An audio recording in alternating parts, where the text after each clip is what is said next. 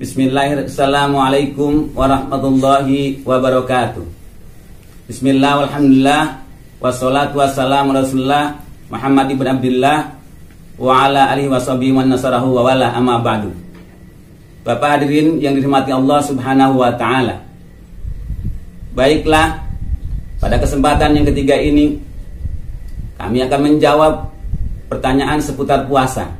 Makna puasa dilihat dari aspek dapat meningkatkan rasa empati dari si kaya kepada si miskin. Sudah menjadi sunatullah bahwa orang yang hidup di dunia ini dikelompokkan menjadi dua kelompok besar. Dilihat dari aspek kesejahteraannya. Kelompok pertama adalah kelompok orang-orang yang berada, kelompok orang-orang kaya, dan disebut juga kelompok agnia. Kelompok yang kedua adalah kelompok orang-orang yang tidak berada, kelompok orang-orang miskin, dan karenanya disebut kelompok du'afa. Ada kewajiban yang Allah telah wajibkan kepada kelompok yang pertama, kepada kelompok yang kedua. Tujuan dari pemenuhan kewajiban kelompok pertama atas kelompok kedua hendaklahnya bukan pemenuhan yang sesaat saja, akan tetapi diinginkan agar dapat terpenuhi kebutuhan kelompok du'afa dalam masa-masa yang lebih panjang. Bukankah Allah subhanahu wa ta'ala telah mengingatkan kepada orang-orang yang kebetulan memiliki harta yang lebih banyak dari orang lainnya? Allah mengingatkan dalam ayatnya, di atas harta yang dimiliki oleh orang-orang kaya, maka ada hak orang-orang yang miskin, yang itu harus dikeluarkan sesuai dengan ketentuan yang Allah telah tetapkan dalam Al-Quran. Pada tiap-tiap datangnya bulan suci Ramadan, maka bersamaan itu pula datangnya juga kewajiban bagi tiap-tiap muslim, kewajiban untuk mengeluarkan sedekah dari harta yang dimilikinya. Dalam perspektif ini, sedekah memang ada beberapa macam, tapi berkaitan dengan bulan Ramadan, orang sering menyebutnya dengan zakat fitrah. Zakat fitrah tentu mempunyai tujuan yang spesifik dari orang yang diwajibkan mengeluarkannya. Fungsi zakat fitrah adalah untuk menghilangkan, untuk menjauhkan rasa susah dari orang-orang miskin, orang-orang papa pada saat orang yang bergembira, pada saat datangnya hari Idul Fitri, hari kemenangan.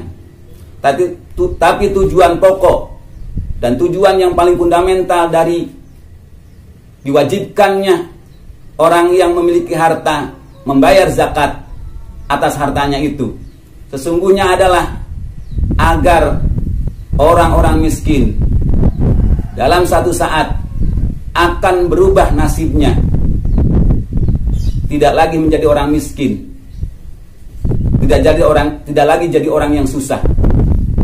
Karena fungsi fundamental dari zakat itu adalah mengentaskan kemiskinan.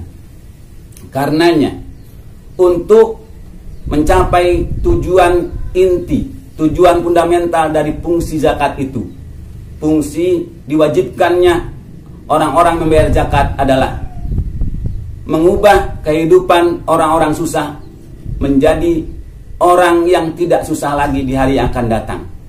Maka oleh karena itulah seyogianya pengelolaan zakat ini lebih profesional dan lebih akuntabel. Tidak bisa lagi diserahkan kepada orang per orang saja, tapi seharusnya dibentuk lembaga yang punya kapabilitas dan dapat dipertanggungjawabkan dalam pelaksanaan pengumpulan zakat itu. Kepada orang-orang kaya, zakat tidak hanya diharapkan dikeluarkan dengan kesadarannya saja, mengharapkan kesadaran orang kaya membayar zakatnya, karena zakat sesungguhnya adalah perintah tegas dari Allah Subhanahu wa ta'ala. Dalam Al-Quran, Allah tegaskan bahwa zakat pengambilannya, penarikannya adalah bisa memaksa. Dalam Al-Quran Allah berfirman, ambillah zakat kepada dari orang kaya itu untuk kesejahteraan orang miskin. Sebenarnya ada dua tujuan pokok yang berkait dengan zakat yang ditarik dari orang kaya kepada orang miskin. Yang pertama adalah mengentaskan kemiskinan bagi kehidupan orang-orang yang miskin. Yang kedua adalah menghilangkan jurang atau gap antara orang kaya dengan orang miskin. Pada umumnya adanya gap yang atau jurang yang dalam antara si kaya dan si miskin akan menimbulkan banyak dampak sosial, akan menimbulkan banyak perilaku yang bersifat kriminal. Nah, karenanya adanya zakat diharapkan akan menghapus kemungkinan perilaku yang bersifat kriminal itu.